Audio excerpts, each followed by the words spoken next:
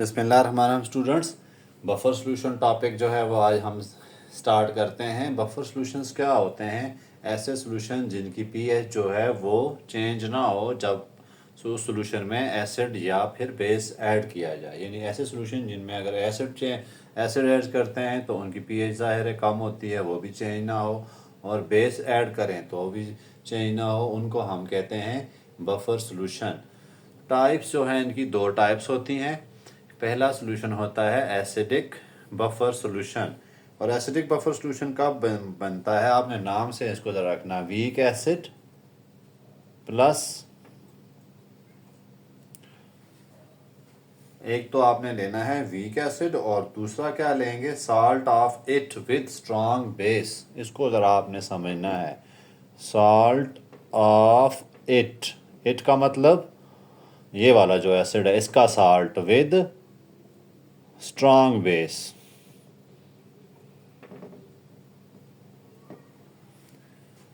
ये होगा आपके पास acidic buffer, weak acid plus salt of it with strong base. अब वीक एसिड में सपोज करें ले लेता हूँ, एसिडिक एसिड ही ज़्यादा यूज़ होता है, CH3COOH। अब ये तो हमने ले ही लिया। इसका साल्ट कैसे लेंगे स्ट्रॉन्ग एसिड बेस के साथ? चलें, इसका साल्ट लेने के लिए मैं इसकी एग्जांपल दे देता हूँ, CH3COONA। अब ये कहाँ से आया इसको आपने देखना है। इसको आपने, वैसे मैं समझाने के लिए कर रहा हूँ, NaOH कोई स्ट्रॉन्ग बेस ले लें, है ना, सबसे स्ट्रॉन्ग बेस होता है NaOH। इससे भी पोटाशियम हाइड्रोक्साइड स्ट्रॉन्ग है, पर ये एक स्ट्रॉन्ग बेस है। प्लस इसको मैं रिएक्ट करा देता हूँ CH3COOH के साथ। तो देखें, इसका जो हाइड्रोजन आयन होता है वो किसके साथ जाता है? हाइड्रोक्साइड आयन के साथ, क्योंकि बेस हमने पढ़ा है प्रोटॉन की एक्सेप्ट करने की एबिलिटी।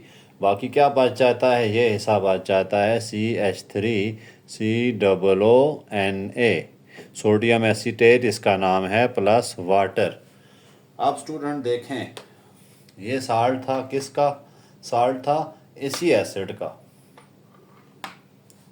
हमने लिखा ना week acid plus salt of it, इसी एसिड का साल्ट विद स्ट्रॉन्ग बेस।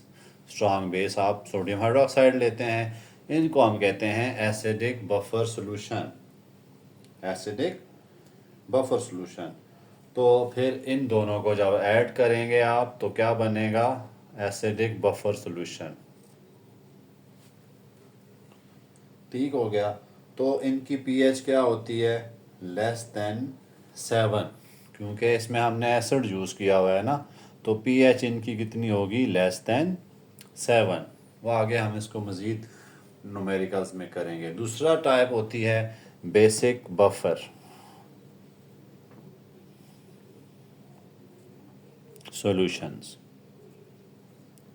ये भी वही काम है, वीक बेस, आपने एक वीक बेस ले लेना है प्लस इसी बेस का साल्ट, ठीक है, प्लस क्या होगा? Salt of it with strong acid. अभी मैं आपको बताता हूँ ये कैसे होगा। अब वीक बेस यहाँ पर अमोनियम हाइड्रोक्साइड ही यूज़ होता है ज़्यादातर, तो उसी को एग्जांपल चल रही है तो उसी को हम लेते हैं। वीक बेस में ले रहा हूँ NH4OH अमोनियम हाइड्रोक्साइड। अब इसका साल्ट कौन सा लें? अब स्ट्रॉन्ग एसिड जो है इसका मैं साल्ट पहले लिख देता हूँ, NH4Cl लिख देता हूँ, ठीक है। ये क्या है? साल्ट है। अब आप समझ गए होंगे ये साल्ट कहाँ से आया होगा। ये आया है अमोनियम हाइड्रोक्साइड और HCl के रिएक्शन से। देखें, ये वीक बेस है, ये स्ट्रॉन्ग एसिड है। हमने ऊपर क्या लिखा है? साल्ट ऑफ इट, इसका salt with strong acid. HCl एक स्ट्रॉन्ग एसिड है, इसके साथ साल्ट हमने बनवाया तो ये बन गया साल्ट। अब इनकी ज़ाहिर है बेसिक नाम है सॉल्यूशन, तो बेसिक की पीएच कितनी होती है? 7 से ग्रेटर होती है। तो इसलिए इन बफर सॉल्यूशन की पीएच क्या होगी? Greater than 7। तो ये कैसे काम करते हैं अब हम इसको चेक करते हैं। बहुत ही इजी सा है, आपने इसमें बफर एक्शन बहुत इंपॉर्टेंट टॉपिक है। ये बहुत दफ़ा बोर्ड वालों ने इसका कोई ना कोई चीज़ टच होती है, तो सर इसको आपने नहीं छोड़ना किसी सूरत में भी। ये आप इसको टेक कर लें कि mister most important topic of this chapter, पिछले टॉपिक से भी ज़्यादा इम्पॉर्टेंट है। तो बफर सॉल्यूशंस के हम अब देखते हैं एक्शन कैसे करते हैं, काम कैसे होता है इनका, यानी कैसे ये पीएच को मेंटेन रखते हैं। बफर एक्शन कहते हैं इसको, हाउ बफर्स मेंटेन पीएच। ठीक है, चलो हम उसके लिए हम ले लेते हैं एक जो हमारे पास एसिडिक बफर सॉल्यूशन ले लेते हैं। तो एसिडिक बफर सॉल्यूशन क्या होगा, CH3COOH। इसमें कितनी चीज़ें होती हैं, 2 चीज़ें होती हैं, प्लस इसका एक्शन मैं लिखवाने लगा हूँ। तो ये देखें क्या बनेगा, CH3COO negative plus hydronium ion बनेंगे, इन पे पॉजिटिव चार्ज आएगा। सॉल्यूशन ये तो पता है ना, ये पूरा हिस्सा इसका क्या होता है, नेगेटिव पार्ट, और ये क्या होता है, हाइड्रोजन आयन पॉजिटिव। इधर से हाइड्रोजन नहीं ले लेना आपने, ठीक है। तो ये CH3COOH प्लस हाइड्रोजन वाटर है, तो क्या दे रहा है आपको, एसीटेट आयन, इनका नाम है एसीटेट आयन, और ये है हाइड्रोनियम आयन। अब इसके साल्ट को चेक करते हैं, ये क्या देगा, CH3COO negative plus sodium ion. ठीक है, अब देखें यहाँ दोनों में कॉमन आयन क्या, कॉमन क्या चीज़ें हैं। ये जो बफर सॉल्यूशन है वो किस बेस पे काम करते हैं, बफर एक्शन किस बेस पे काम करता है, ये भी याद रहो, बेस ऑन कॉमन आयन। पहले तो आपको ये पता हो buffer action, how buffer action works, it works on the basis of common ion. अब देखें मैंने दोनों इक्वेशंस लिखी हैं, ठीक है ना। पहले तो ये बफर जो सॉल्यूशन हमारे पास पड़ा है उसकी मैंने इक्वेशन लिखी है। देखें एक वीक एसिड होता है और दूसरा उसका साल्ट होता है, इनकी आयनाइजेशन ये आ रही है, ठीक है। अब इनमें कॉमन आयन क्या है, एसीटेट आयन कॉमन है, दोनों आयन क्या है, कॉमन आयन।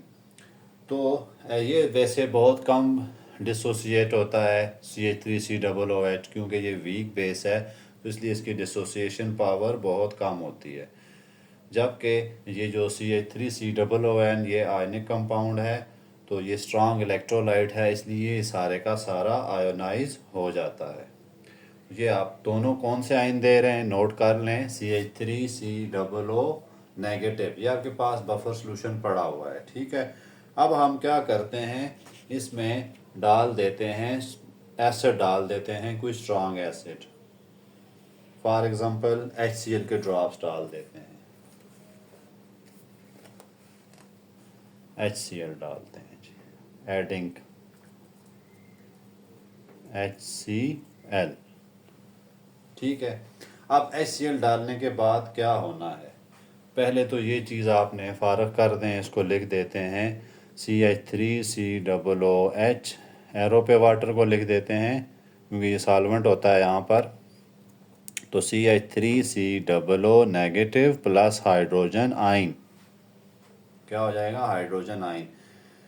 अब जब हमने HCl ऐड किया किस में, एसिडिक बफर में, तो ये क्या दे देगा, hydrogen ion plus chloride ion, क्या दे देगा, हाइड्रोजन आयन प्लस क्लोराइड। अब दोनों में देखें कॉमन आयन क्या हो रहे हैं, कॉमन आयन यहाँ पर आ रहे हैं हाइड्रोजन, ठीक है।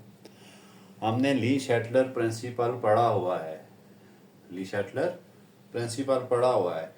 अब जैसे ही ये कॉमन आयन आते हैं इस तरफ ज़्यादा हो जाते हैं, इस तरफ कॉमन आयन ज़्यादा हो गए तो ये वापस रिएक्शन रिवर्स कर जाएगा इस तरफ, इनके वापस HCl डालने से क्या होगा, हाइड्रोजन आयन ज़्यादा हो गए तो हाइड्रोजन आयन ने रिवर्स हो जाना है इस तरफ, वापस क्या बन जाएगा, एसिटिक एसिड।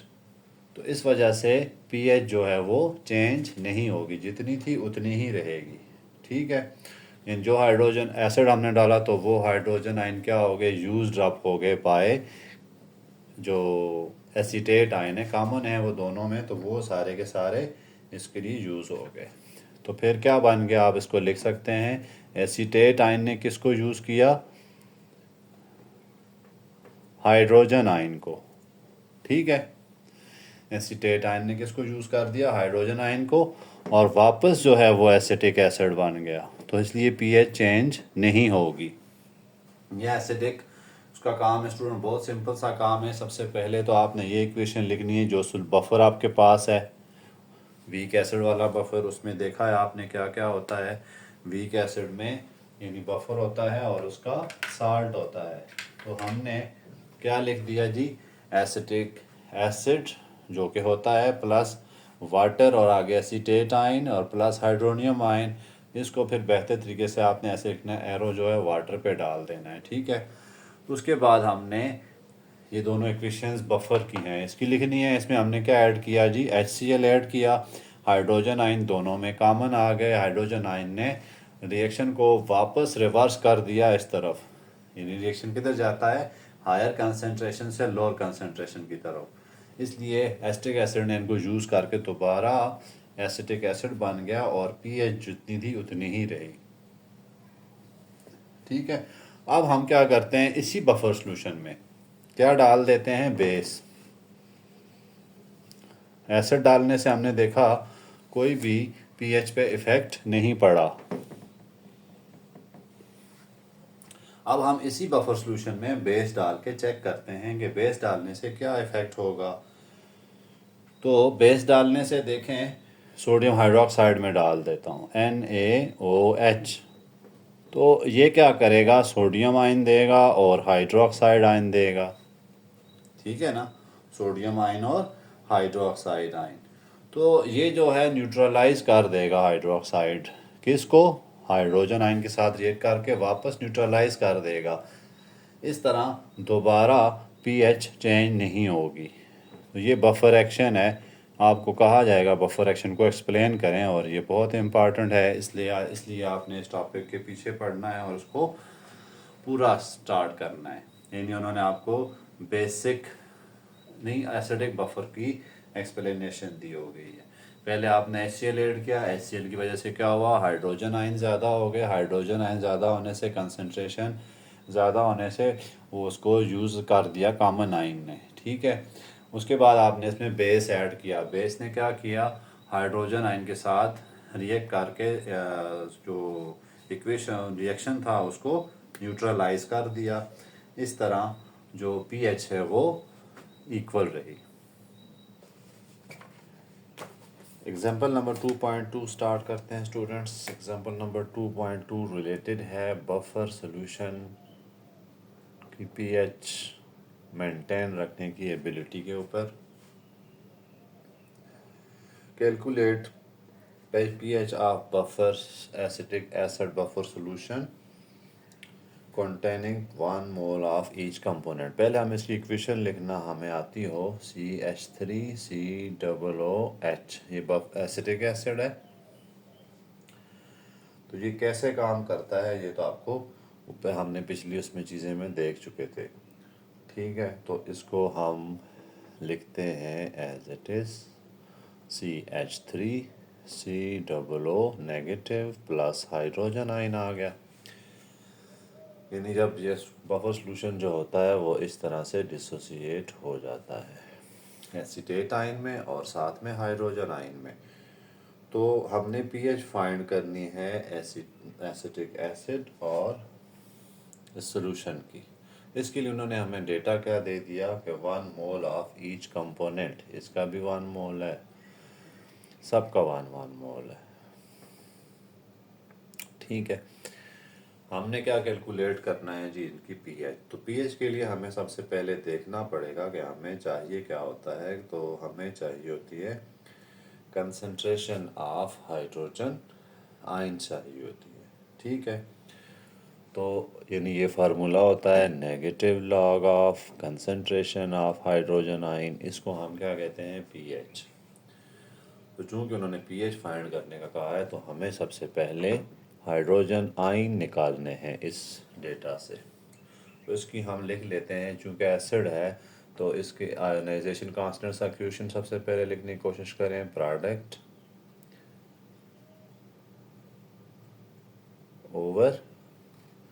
रिएक्टेंट। देखें ये हमारे पास प्रोडक्ट है, ये हमारे पास रिएक्टेंट है, तो हमने इनकी इक्वेशन लिख दी है। अब चूंकि उन्होंने जो डेटा दिया है उसको हम लिखने की कोशिश करते हैं। इसका 1 मोल है, इसकी कंसंट्रेशन हमें नहीं पता, ओवर इसकी भी 1 कंसंट्रेशन है। के ए उन्होंने दे दी है आपको 1.8 इंटू 10⁻⁻5।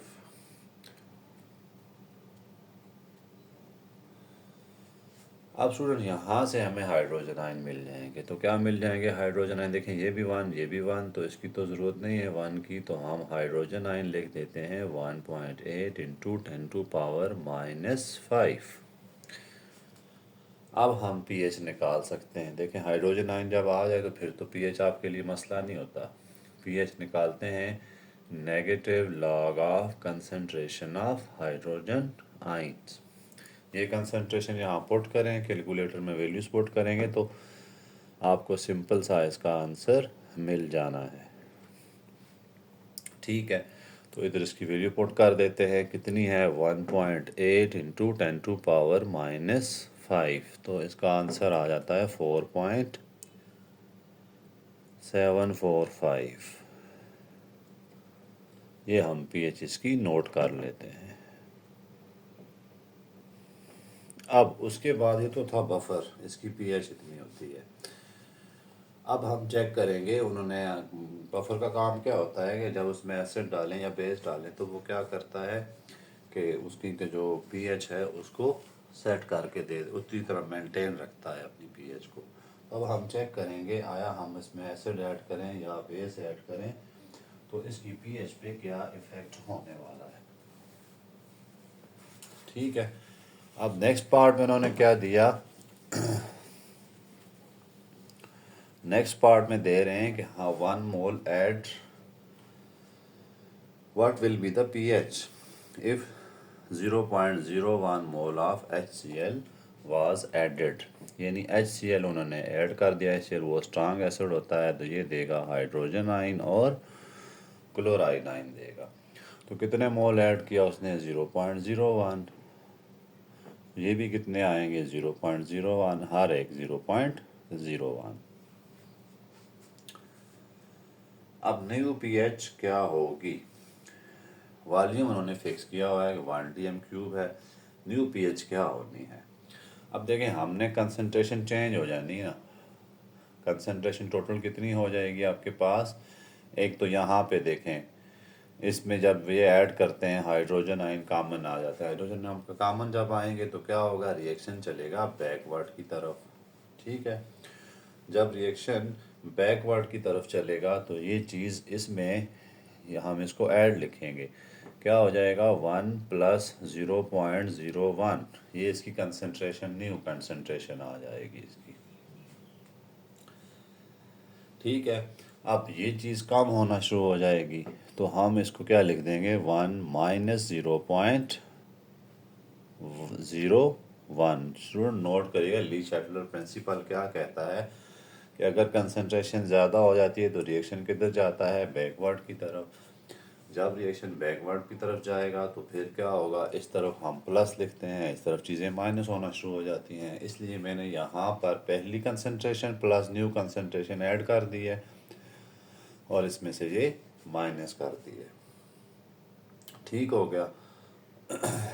तो अब हमने नेक्स्ट काम क्या करना है, दोबारा पीएच निकालनी है और उस पीएच के लिए वही वाला फार्मूला यूज़ करेंगे कि A =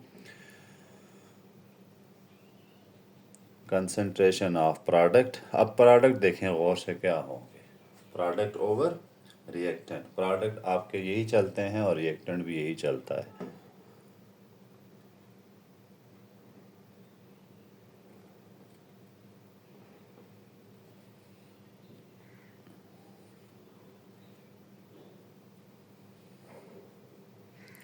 ठीक है, के ए भी उतना ही लिखा हुआ है, के ए इतना आएगा। तो के ए जो एस्टिक एसिड का है वो तो फिक्स है 1.8 इंटू 10⁻⁻5। इसी तरह इनकी कंसंट्रेशन कितनी हो गई है, इसकी कंसंट्रेशन आ रही है माइनस में, तो 1 - 0.01 divided by 1 plus 0.01 into hydrogen ion concentration हमने कैलकुलेट करनी है। ठीक है, तो बाकी काम बहुत सिंपल है। ये सारा कुछ कैलकुलेटर में आप ऐड करेंगे तो आपको आंसर मिल जाएगा। इसको ज़रा सिंप्लीफाई करके लिखना है, ये इधर आ जाएगा 1.8 इंटू 10⁻⁻5 मल्टीप्लाई, देखें इसको ऐड करें तो कितना आता है 1.01, डिवाइड क्या हो जाएगा, ये आ जाएगा 0.99 is equal to concentration of hydrogen ion.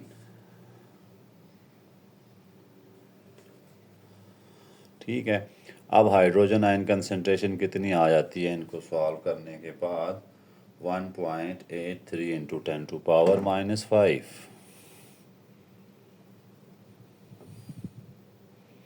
ठीक है, अब हम pH निकाल सकते हैं। pH होगी negative log of concentration of hydrogen ion, या फिर हम कह सकते हैं pH is equal to negative log of 1.83 into 10⁻⁻5। तो आंसर आपका आ जाएगा 4.736।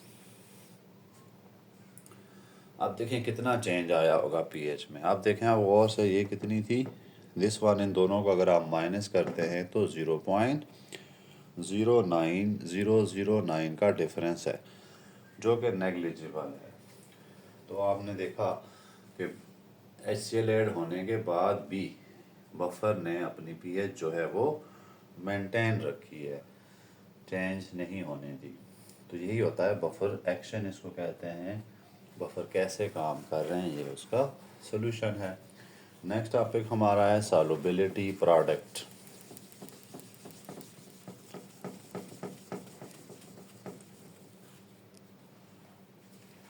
सॉल्युबिलिटी प्रोडक्ट स्टूडेंट बहुत इंपॉर्टेंट है, इसका न्यूमेरिकल लाजमी इंक्लूड हुआ होता है पेपर में। तो आपने जो सॉल्युबिलिटी प्रोडक्ट है इसको हर तरह से करके छोड़ना है, यानी इसकी जितनी एग्जांपल्स हैं, जितने न्यूमेरिकल्स हैं और स्पेशली डेफिनेशन है, ये आपको अच्छी तरह से इनकी आती हो। ठीक है, तो इसको आप टेक कर लेंगे, मोस्ट इम्पॉर्टेंट टॉपिक है सॉल्युबिलिटी प्रोडक्ट। अब होता क्या है, जब आप पानी में सॉल्ट डिज़ोल्व करते हैं, वो सॉल्ट जिसकी सॉल्युबिलिटी कम होती है, ठीक है, वो थोड़ा सा डिज़ोल्व हो जाएगा, बाकी रह जाएगा। फॉर एग्ज़ाम्पल कैल्शियम फ्लोराइड को मैं ले लेता हूँ, वाटर में डिज़ोल्व किया तो किस में चला गया, कैल्शियम आयन में और फ्लोराइड आयन में, है ना।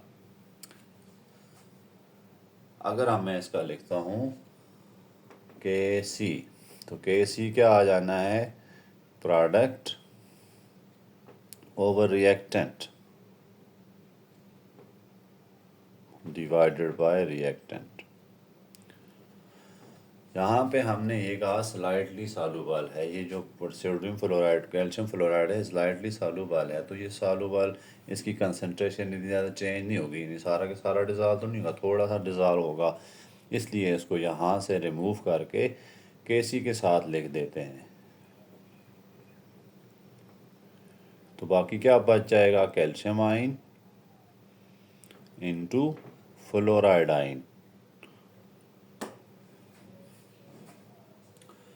और इसको मैं क्या लिख सकता हूँ, KSP solubility product, solubility product. तो ये हमने किसी साल्ट का लिखने की कोशिश की है, सिंपल सा मेथड है। आपने जस्ट क्या करना होता है, उसकी इक्वेशन, आयोनाइजेशन इक्वेशन लिखते हैं आसान अल्फाज में अगर बताना जाए तो, फिर KC लिखते हैं, प्रोडक्ट ओवर रिएक्टेंट। क्योंकि ये साल्ट आप लेते हैं जो कि स्लाइटली सॉल्युबल होते हैं, इसलिए उनकी कंसंट्रेशन सेम रहती है। यहाँ से उसको फिर KC के साथ रिमूव कर लें और इस चीज़ को किस में कन्वर्ट कर दें, सॉल्युबिलिटी प्रोडक्ट में। ठीक हो गया। अब इसकी डेफिनेशन क्या होगी सॉल्युबिलिटी प्रोडक्ट की, यहीं से आपने इसकी डेफिनेशन बनाने की कोशिश करनी है कि product of molar concentration of ions, ये क्या चीज़ है, आइंस हैं दोनों, इन दोनों का product, product of molar concentration of ions raise to power coefficient of ions. अब देखें यहाँ कोफिशिएंट ऑफ आइन क्या था, यहाँ कितना था 2 था ना, तो इसमें रेज पावर में चला गया ये। इसमें पावर इसमें कितना कोफिशिएंट था 1 था, वो हमने पावर पे लिखा नहीं, 1 लिखा नहीं जाता, तो इसकी डेफिनेशन में ये चीज़ ऐड की जाती है कि product of molar concentration of ions each raise to power coefficient of that ions, जो जो आइंस होंगे उनकी कोफिशिएंट जो आएंगे। फॉर एग्जांपल यहाँ तो ये आया था, अगर आपके पास कोई और आ जाता है, जैसे कैल्शियम लेड सल्फेट में कह देता हूँ, लेड सल्फेट नहीं, सोडियम सल्फेट कह देते हैं, ठीक है। ये जब डिज़ॉल्व में फ़र्ज कर रहा हूँ, लेड सोडियम आयन होंगे इसमें प्लस सल्फेट आयन होंगे। अब इसमें जो सॉल्युबिलिटी प्रोडक्ट कैसे लिखेंगे आप, इसकी जो कोफिशिएंट है उसको पावर बना देना है आपने आसान अल्फाज में, ठीक है। किसी का सॉल्युबिलिटी प्रोडक्ट लिखना चाहते हैं तो आपने उसके आइंस को देखना है और उस आइंस को ऊपर ले जाना है पावर में।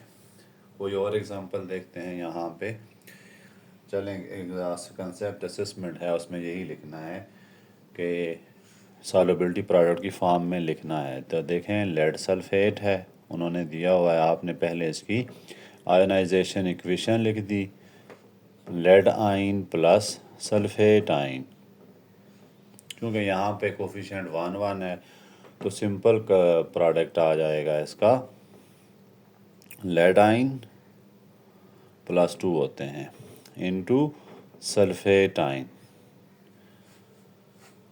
दूसरी चीज़ को देखते हैं, aluminium hydroxide, aluminium hydroxide AlOH3, तो ये किस में जाएगा, एल्यूमिनियम आयन में, प्लस 3OH नेगेटिव 1। KSP कैसे लिखेंगे इसका, आइंस और इनका देखेंगे कोफिशिएंट क्या है, कोफिशिएंट इसका 1 है, छोड़ देते हैं, इसको लिख लेते हैं हाइड्रोक्साइड आयन को कोफिशिएंट कितना है 3, तो वो हमने यहाँ पे लिख दिया, ठीक है। लास्ट में है बेरियम सल्फेट है, जो हमने लिखा lead sulphate, same to same उसी की तरह है बेरियम सल्फेट।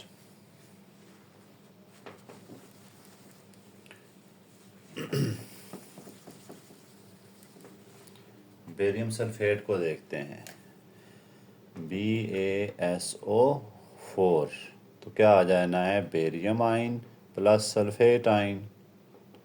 अब KSP लिखते हैं इसका, KSP कैसे आएगा, प्रोडक्ट आइंस आ जाते हैं और साथ में ये आइन आ जाते हैं, सिर्फ कुछ फ़र्क नहीं पड़ता पहले पॉजिटिव लिखें नेगेटिव, चूँकि इनके कोफिशिएंट 1 1 हैं तो पावर लिखने की ज़रूरत नहीं पड़ेगी, ठीक है। अब जर्नल फॉर्म में सॉल्युबिलिटी प्रोडक्ट को कैसे लिया जाता है, जैसे आपके पास कोई दो जो जर्नल फॉर्म है इसकी कुछ ऐसे लिखेंगे, आइन है, इसको मैं आइन में लेके जाऊं तो क्या बनेगा, ठीक है। ये जो है इसके पीछे चला जाता है Ma,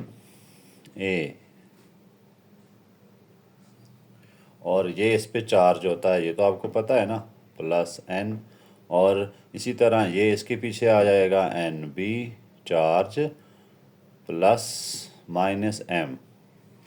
अब ये चीज़ आपको थोड़ी सी कंफ्यूज करने की कोशिश करेगी, लेकिन अगर आप रिएक्शन से इसको समझें तो ज़्यादा आसान होगा। फॉर एग्ज़ाम्पल हम लिख देते हैं AlCl3, ठीक है। इसका चार्ज जो है वो ये होता है, ये तो पता है ना आपको, चार्ज इसका ये है, चार्ज लिखें पहले, ठीक हो गया। और इसका जो कोफिशिएंट हमने लिखना है वो यहाँ से लिखना होता है, यहाँ से, तो ये तो 1 है, लिखने की ज़रूरत नहीं है। अब क्लोराइड आयन की बात करता हूँ मैं, क्लोराइड आयन के कैसे लिखेंगे, क्लोराइड का चार्ज यहाँ पे होता है, यहाँ कुछ भी नहीं है तो फिर -1 लिख दें, अब इसका कोफिशिएंट कितना आएगा, ये वाला इसका कोफिशिएंट आएगा। तो इन्होंने यहाँ भी यही किया है, ये चीज़ क्या बन जाती है, कोफिशिएंट। कोफिशिएंट बन गई, इस पे चार्ज क्या आएगा, ये वाला आएगा। चूँकि ये पहले लिखा हुआ है तो लेफ़्ट साइड पे पॉजिटिव आइन लिखे जाते हैं, राइट साइड पे नेगेटिव आइन, तो इसलिए इसको पहले लिखा है। इसी तरह इस पे कितने नंबर हैं, कितने हैं, 2 हैं 3 हैं, ये यहाँ लिखे होते हैं। तो ये जैसे 3 था ना, 3 क्लोराइड आयन, तो N था तो NB, और चार्ज क्या आएगा, ये वाला आएगा -M। पहले वालों को पॉजिटिव, दूसरे वालों को नेगेटिव।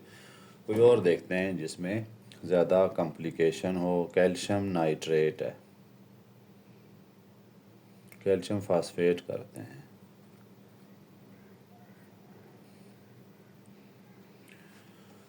कैल्शियम फास्फेट आइंस बनाते हैं इसके। कैल्शियम आइन 3 हो गए, प्लस फास्फेट आइन 2 हैं। कैसे लिखे हैं मैंने, ये देखें, 3 कैल्शियम लिखे हुए हैं, मैंने इधर लिख दिए। चार्ज इस पे कितना है, इसके साथ अपोजिट आइंस की जो बॉटम पे होता है, ये +2। अब फास्फेट आयन मैंने कितने लिखे हैं, ये फास्फेट आयन है 2। चार्ज कितना होगा, ये वाला इस पे चार्ज होगा, तो ये मैंने इसको लिख दिया। इसलिए आपने जो M और M लिखे हैं इससे कंफ्यूज नहीं होना, आप किसी सिंपल एग्जांपल से इसको लिख सकते हैं। अब सॉल्युबिलिटी प्रोडक्ट जो है, इसके न्यूमेरिकल्स मैंने बताया है बहुत इंपॉर्टेंट होते हैं, तो इनको आपने करना है। कोई 3 नंबर का आ जाता है, शॉर्ट में आता है, लॉन्ग में नहीं आएगा ये।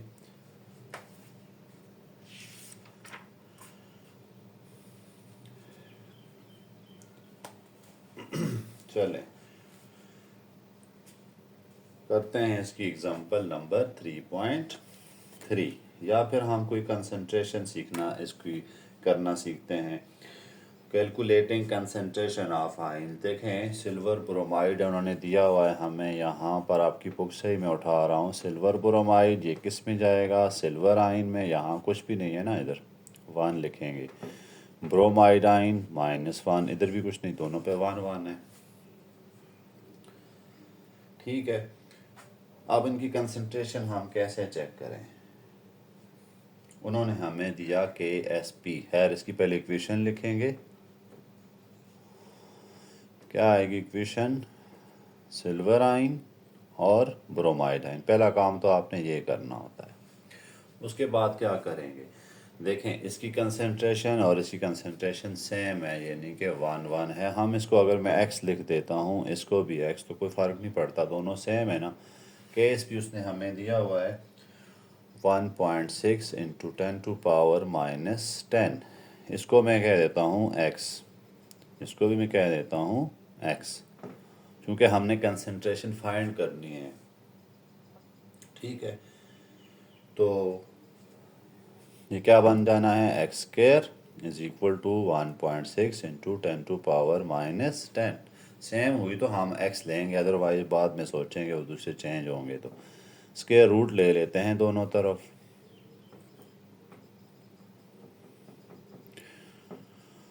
तो देखें क्या आ जाता है, 1.26, ये 1.6 है वहाँ, ठीक है 1.6। तो इसका स्क्वायर रूट लेने के बाद आ रहा है 1.26 × 10⁻⁻5। ठीक है, x मिल गया। अब चूंकि सिल्वर भी x है, तो इसका भी कंसंट्रेशन यही आएगी, और ब्रोमाइड आयन जो हैं वो भी 6 हैं, x हैं, तो उसकी भी कंसंट्रेशन सेम आती है। तो कंसंट्रेशन जो है वो मेजर करने के कितने मेथड होते हैं, उसके लिए आपको सॉल्युबिलिटी प्रोडक्ट दिया होता है, ठीक है ना। सॉल्युबिलिटी प्रोडक्ट की हेल्प से ही आपने सब कुछ करना होगा। अब जैसे इसका पहला स्टेप क्या होगा, आपने डिसोसिएशन इक्वेशन लिख देनी है। मैं एग्जांपल से उसको बताता हूँ, AgCl, तो सिल्वर आइन प्लस क्लोराइड आइन है। सबसे पहला काम क्या करना है, इसकी आपने आयोनाइजेशन इक्वेशन लिख दी। ठीक है, सबसे पहला डिसोसिएशन इक्वेशन। दूसरा काम क्या होगा, KSP इसका एक्सप्रेशन सेटअप करें। कैसे बनेगा, KSP = सिल्वर आइन इंटू क्लोराइड आयन, यहाँ देखें मैं पावर कुछ भी लिख रहा, इधर भी 1 है, इधर भी 1 है, इधर 1 आया, पावर चार्ज +1 है, इस तरह इसके साथ चार्ज +1 तो +1 आया, तो इस पर कुछ भी नहीं आ रहा, ठीक है, सीधी सीधी आ रही है। तीसरा काम क्या होता है, आपने स्टोइक्योमेट्री जो है उसकी बेस पे सब कुछ करना होगा, ठीक है। अब हम कंसंट्रेशन इक्वेशन लिखने की कोशिश करते हैं। ये उन्होंने हमें दी होती है, मैंने आपको बताया, अगर आपको कंसंट्रेशन फाइंड करने का कहेंगे तो ये आपको दी होगी 1.8 इंटू 10⁻⁻10। टेम्परेचर भी मेंशन करेंगे कि ये 25 पे है, जितने भी आपने टेम्परेचर का आपसे लेना देना नहीं होता। अब ये दोनों क्या हैं, सेम है, ये भी 1 है, ये भी 1 है, तो इसको भी x कह देते हैं, इसको भी x कह देते हैं, ठीक है। तो वही काम आएगा, x² हो गया ये, और ये 1.8 इंटू 10⁻⁻10, या फिर स्क्वायर रूट ले लेते हैं 1.8 इंटू 10⁻10। तो x कितना आ गया, 1.34 इंटू 10⁻⁻5। सारा काम कैलकुलेटर का ही है, मैं सिर्फ आपको ये चीज़ें क्लियर कराना चाह रहा हूँ, आप इक्वेशंस कैसे लिखेंगे और इसको कैसे सॉल्व करेंगे, ठीक है। तो हम कह सकते हैं, इससे आपको क्या पता चला, ये सॉल्युबिलिटी आई है किसकी, सिल्वर आयन की वाटर में कितनी है, ये आपको MCQs भी आ सकता है, ठीक है ना। Solubility of silver ion and chloride ion is 1.34 into 10⁻⁻5 at 25 degree centigrade. तो आंसर को आपने सिर्फ छोड़ ही नहीं देना, इसको याद भी रखना है। मे भी MCQs में आ सकता है कि कंसंट्रेशन जो 25 डिग्री सेंटीग्रेड पे सिल्वर आयन की सॉल्युबिलिटी बता दें, तो कोई मसला नहीं है, आपने दोनों की कैलकुलेट करके, आपको पता है दोनों सेम है, तो इस तरह से आप कैलकुलेट करेंगे। तो ये क्या चीज़ है, solubility of silver ions and chloride ions at 25 degree centigrade. Next देखते हैं इसके कंसेप्ट असेसमेंट।